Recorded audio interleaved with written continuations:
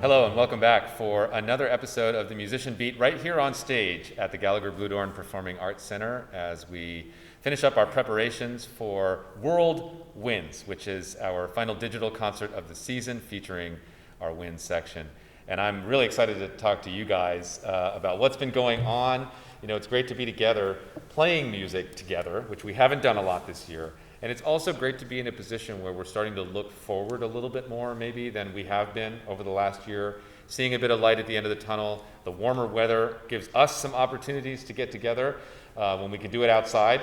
So hopefully this is a conversation that maybe has a little more optimism in it than our conversations at the beginning of the pandemic. So I'm going to turn it over to you guys to tell us a little bit about who you are, and starting over here with my longtime clarinet colleague, Eric Walkman.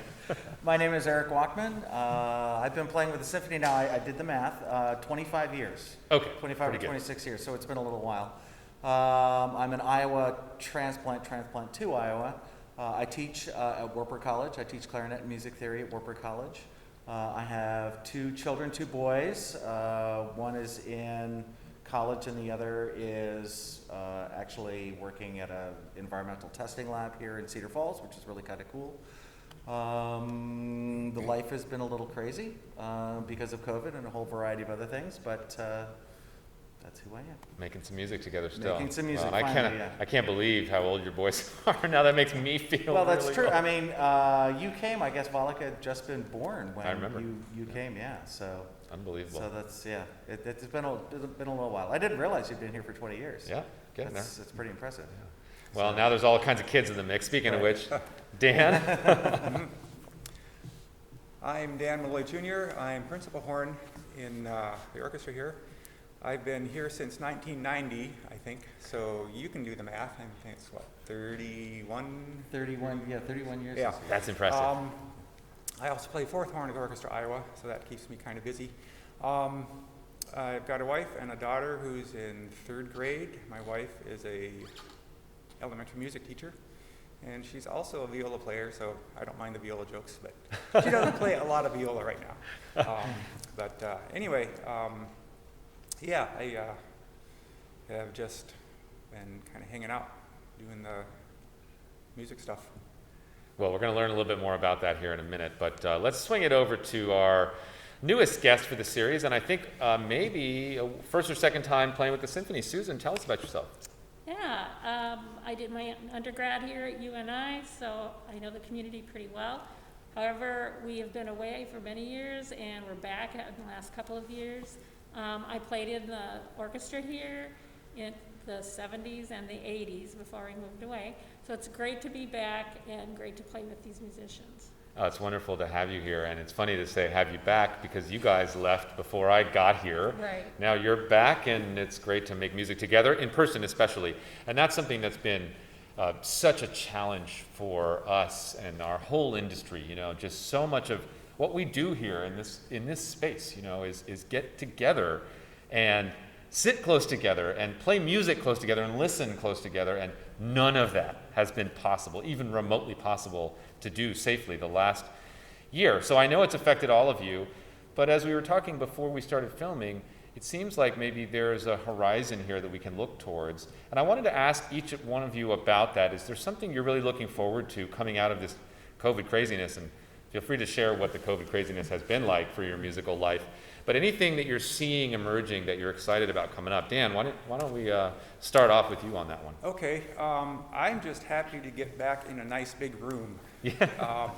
You know, I've heard the term small room syndrome, and where you end up playing in your practice room, and that's all you do, and you kind of lose sight of what your sound is going to be sounding like once you get back into the room. Yeah, just getting back in a big room, playing with all of my good musical friends. I'm really looking forward to that, I think. Yeah, one of the interesting things will be for all of us, I think, to play outdoors more. I mean, we do that a lot, and sometimes we have amplification, but talk about playing in a different space. You know, that's definitely a lot different from being in your practice room or your living room. Eric, what are you seeing in terms of opportunities, and also, you know, there's still plenty of challenges remaining, you know, I'm not going to deny that. Well, I mean, it's interesting. At Wartburg, we've been face to face since we came back in the fall. Sure. So it's been nice to be able to do music with the students and to be able to play and whatnot. So I haven't been sort of trapped away from my students on the other end of a Zoom call, as it were. But I mean, I agree with Dan. It's being able to get out and see people and do music, and to spend that time just being creative, and to, in a weird way, to learn how to play your clarinet again or my instrument again. Because even though I play it every single day, I'm doing it in demonstration with the students, so we're not necessarily doing music in the same way. So getting together with my colleagues who I've been playing with for so many years, and to be able to do that interesting music, that you know, all of those creative things. I mean, it's been really incredible to come back and have that sort of a reawakening as things are going. And fortunately, actually, this is sort of the start of a couple of other things that are happening. So we're trying to do some more chamber things up in Waverly with the Waverly Chamber Music Series. So Sean Bakken and I are going to be playing on the 11th in April, and we've got another concert coming up in May.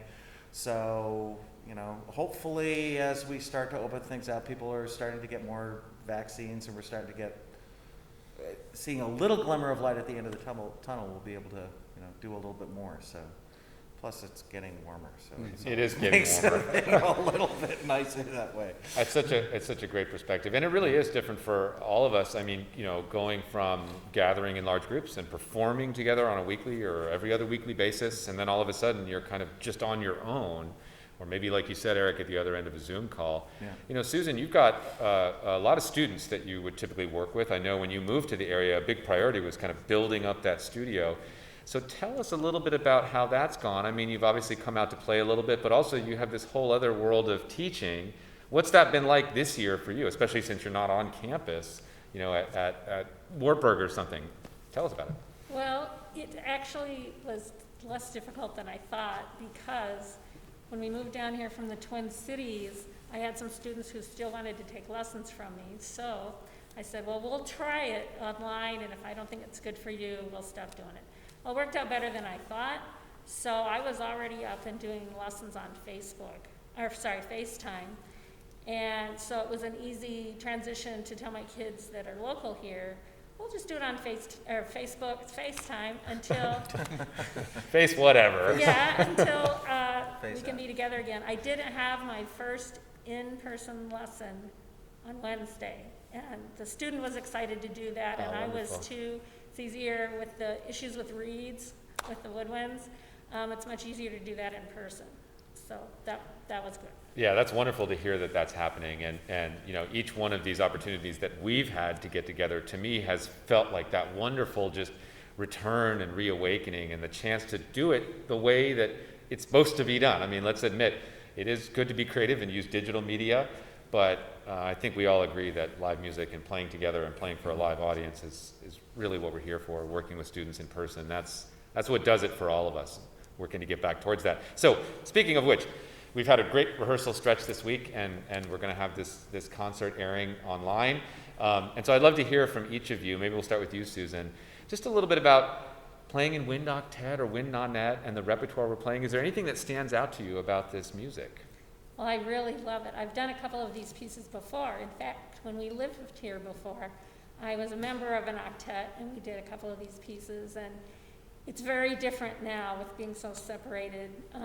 When you're all close together, there's just 8 of you. You breathe together. You can communicate with your eyes.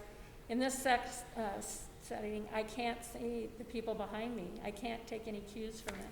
So it's a little more difficult. It's better in a way just because this room is more live than where we would normally rehearse in a smaller room with 8 people.